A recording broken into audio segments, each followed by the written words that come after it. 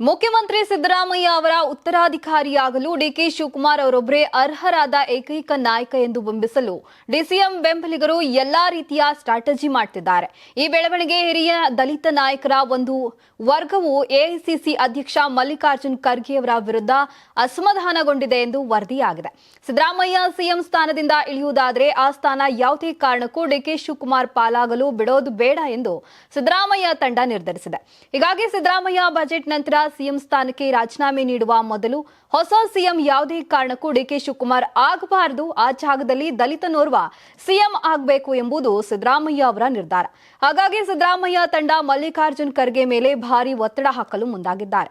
ಗೃಹ ಸಚಿವ doctor G Parameshwar ಮತ್ತು ಆಹಾರ ಮತ್ತು ನಾಗರಿಕ ಸರಬರಾಜು ಸಚಿವ ಕೆಎಚ್ ಮುನಿಯಪ್ಪ ಅವರು ಖರ್ಗೆ ಅವರನ್ನ ಭೇಟಿ ಮಾಡಿ ಮುಖ್ಯಮಂತ್ರಿಗಾಗಿ ಅಧಿಕಾರ ವಹಿಸಿಕೊಳ್ಳುವಂತೆ ಒತ್ತಾಯಿಸಿದ್ರು.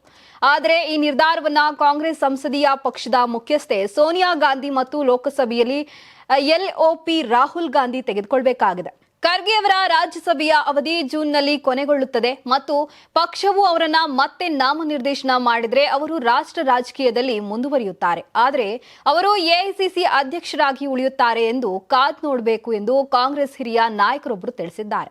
ಹಿರಿಯ ದಲಿತ ನಾಯಕ ದಾಮೋದರಂ ಸಂಜೀವಯ್ಯ ಅವರು ಎಐಸಿಸಿ ಅಧ್ಯಕ್ಷರಾಗಿ ಉಳಿದುಕೊಂಡು ಆಂಧ್ರಪ್ರದೇಶದ 2ನೇ ಮುಖ್ಯಮಂತ್ರಿಯಾಗಿದ್ರು. ಈಗ ಖರ್ಗೆ ಅವರಿಗೆ ಈ ಸಾಧನೆ ಮಾಡಲು ಅವಕಾಶವಿದೆ ಎಂದು ನಾಯಕರು ಖರ್ಗೆ ಅವರಿಗೆ ಸೂಚಿಸಿದ್ದಾರೆ ಎನ್ನಲಾಗ್ತಿದೆ. ಖರ್ಗೆ ಅವರನ್ನ ಮುಖ್ಯಮಂತ್ರಿಯಾಗಿ ಸ್ವಾಗತಿಸುತ್ತೇವೆ, ಇಲ್ಲದಿದ್ರೆ ಅವರು ಇತಿಹಾಸ ರಚಿಸಲು ದಲಿತ ವ್ಯಕ್ತಿಯನ್ನ ಉನ್ನತ ಹುದ್ದೆಗೆ ಪರಿಗಣಿಸಬೇಕು, ಇಲ್ಲದಿದ್ರೆ ಕಾಂಗ್ರೆಸ್ನ ಆಡಳಿತ ಚುಕ್ಕಾಣಿ ಹಿಡಿದಿದ್ರು ಅವಕಾಶ ನೀಡಿದ್ದಕ್ಕಾಗಿ ಇತಿಹಾಸವು ಅವರನ್ನ ಶಪಿಸುತ್ತದೆ ಎಂದು ಹಿರಿಯ ನಾಯಕರೊಬ್ಬರು ವ್ಯಾಖ್ಯಾನಿಸಿದ್ದಾರೆ. ಹುಬ್ಬಳ್ಳಿ ಧಾರವಾಡ ಪೂರ್ವ ಶಾಸಕ ಪ್ರಸಾದ್ ಅಬ್ಬಯ್ಯ ಮತ್ತು ಬಂಗಾರಪೇಟೆ ಶಾಸಕ ಎಸ್ಎನ್ ನಾರಾಯಣಸ್ವಾಮಿ ಸೇರಿದಂತೆ ದಲಿತ ಶಾಸಕರು ಕೆಪಿಸಿಸಿ ಅಧ್ಯಕ್ಷರಾಗಿ 8 ವರ್ಷಗಳ ಕಾಲ ಪಕ್ಷ ಸಂಘಟನೆ ಕೊಡುಗೆ ನೀಡಿದ್ರಿಂದ ಪರಮೇಶ್ವರ್ ಅವರೇ ಮುಖ್ಯಮಂತ್ರಿ ಆಗಬೇಕೆಂದು ಹೇಳಿದ್ದಾರೆ.